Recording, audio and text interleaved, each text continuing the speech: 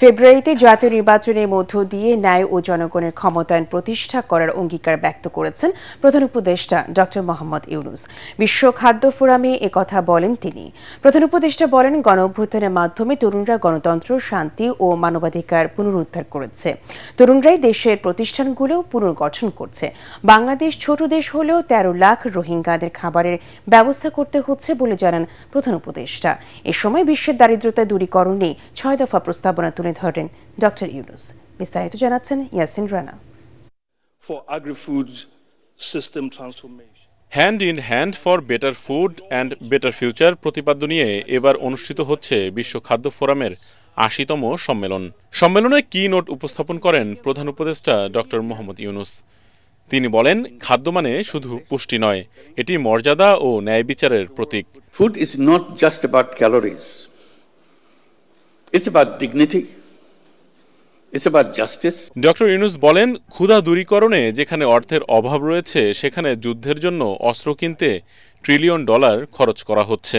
In 2024, 673 million people went hungry.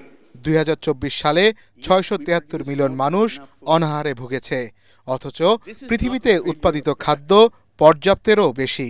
ক্ষুধা দূর করতে কয়েক $1 বিলিয়ন জোগাড় করা যায়নি। সেখানে বিশ্ব অস্ত্র কিনতে $2.7 ট্রিলিয়ন ব্যয় করেছে। সম্মেলনে বিশ্বে দারিদ্রতা দূরীকরণে যুদ্ধ থামিয়ে সংলাপ শুরু, সংঘাতপূর্ণ অঞ্চলে খাদ্য প্রাপ্তি নিশ্চিত করা, আঞ্চলিক খাদ্য ব্যাংক গঠন, খাদ্য রপ্তানি নিষেধাজ্ঞা বন্ধ করা, প্রযুক্তি ও উদ্ভাবনের সুযোগ নিশ্চিত করা সহ ৬ দফা প্রস্তাবনা তুলে ধরেন ডক্টর ইউনূস। সম্মেলনে বাংলাদেশের অর্জনের কথা তুলে ধরে তিনি বলেন, অল্প জমির দেশ হয়েও বাংলাদেশ এখন খাদ্যে স্বয়ংসম্পূর্ণ।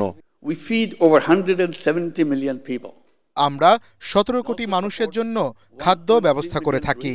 পাশাপাশি মিয়ানমার থেকে বাস্তুচ্যুত ১৩ লাখ রোহিঙ্গাকেও সহায়তা করি। এ সময় তরুণ উদ্যোক্তাদের জন্য সামাজিক ব্যবসা তহবিল গঠনের আহ্বান জানান তিনি।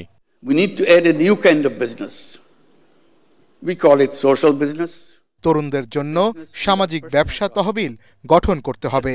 তাদেরকে আমরা চাকরির অপেক্ষায় বসিয়ে রাখতে পারি না। তরুণদের চাকরি প্রার্থী হতে নয়, চাকরি সৃষ্টির জন্য বলতে হবে। বাংলাদেশের তরুণদের নেতৃত্বে গণঅভ্যুত্থানের কথা তুলে ধরেন ডক্টর মোহাম্মদ ইউনূস। বলেন, নতুন বাংলাদেশ গড়তে কাজ করছে তরুণরা। Coming February will hold our national election. তরুণরা আমাদের প্রতিষ্ঠানগুলো পুনর্গঠন করছে, নতুন বাংলাদেশ গড়ে তুলছে, যেখানে শাসনের কেন্দ্রবিন্দুতে থাকবে জনগণ।